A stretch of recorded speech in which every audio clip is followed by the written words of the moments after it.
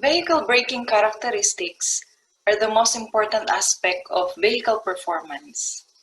The braking performance of vehicle is a key factor to determining the stopping sight distance, which is one of the foundations of roadway design, and the length of the yellow interval for signals in terms of the signalized intersection. Another important aspect of a vehicle performance is, aside from stopping sight distance, are roadway surface and accident avoidance system. So the car design companies and manufacturing companies are also taking into account this accident avoidance system. So advanced technologies right now have improved accident avoidance system. And another aspect of vehicle performance is the load transfer from rear to the front axle. Let's look at this figure here, which we have been seeing during this whole chapter. Like we did for determining the maximum tractive effort, we can use a force and moment generating diagram to determine the braking force for the front and the rear wheel, FBF and FBR. So looking at this figure here, there is now braking forces FBF and FBR here.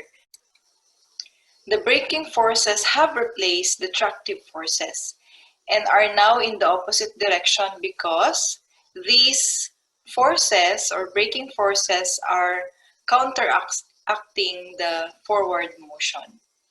Also, the mass times acceleration now is in the opposite direction because this force is counteracting the braking force. So if we take moments about the front and rear axles and assuming cosine theta g is equal to 1 for small roadway grades, the normal loads on the front and rear axles are given by the following equations. So if we go back to the figure, these are the normal loads WF and the WR for the rear wheel. Now the grade resistance is negative for uphill grades and positive for downhill grades. And from summing forces along the vehicle's longitudinal axis, it gives this equation where FB here is the total force from the rear and the front wheel. And then substituting this equation into the previous two equations, we now have the equation for the normal force in the front and the rear wheel.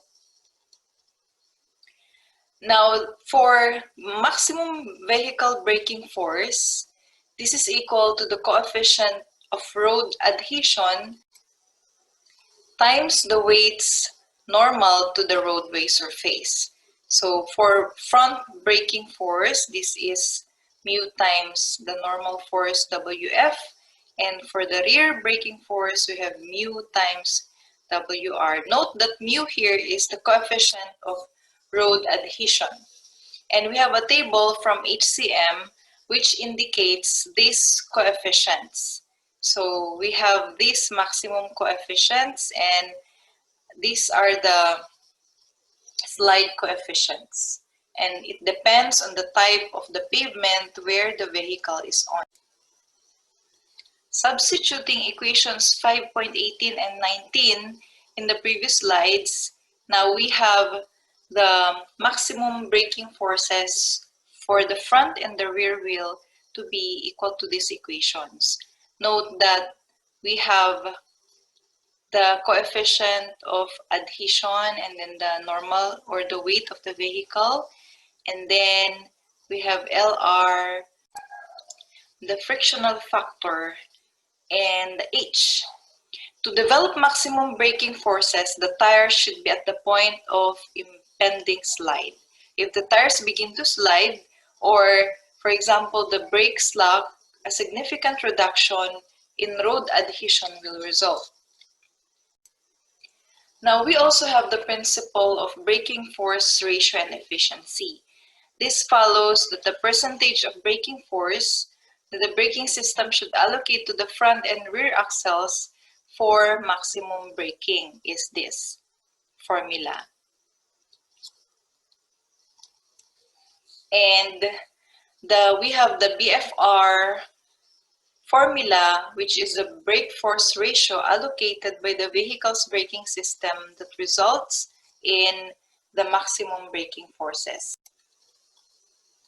Let's have one example for the braking forces. Kindly read this problem with me.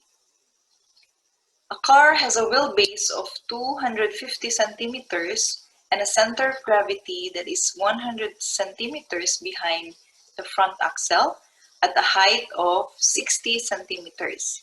If the car is traveling at 130 kilometers per hour on a road with poor pavement that is mu is 0.6, determine the percentage of braking forces that should be allocated to the front and rear brakes to ensure that maximum braking forces are developed.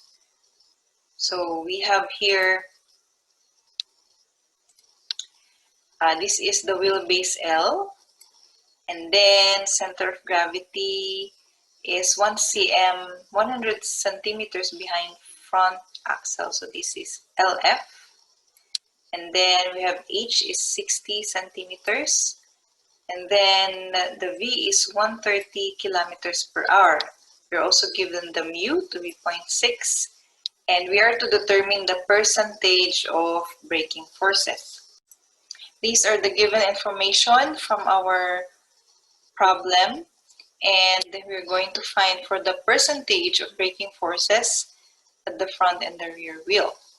So first, we have to determine the frictional factor, which is determined using this formula, and substituting our V, which is 130, and we convert it to meters per second.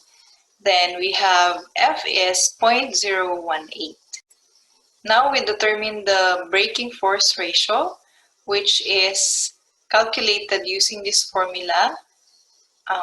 Using the information we have, we can get a 2.97 ratio, and we can use this to determine for the percentage of braking force for the front using this information. So 74.8% of the braking force will go to the front wheel, and the rest, 200%, will go to the rear wheel. So this is a simple example we have. This ends our lesson on chapter 5, vehicle performance and characteristics. So these are the references I have used in preparing for this lecture materials. So thank you for your patience in listening, and I'll see you in the next video.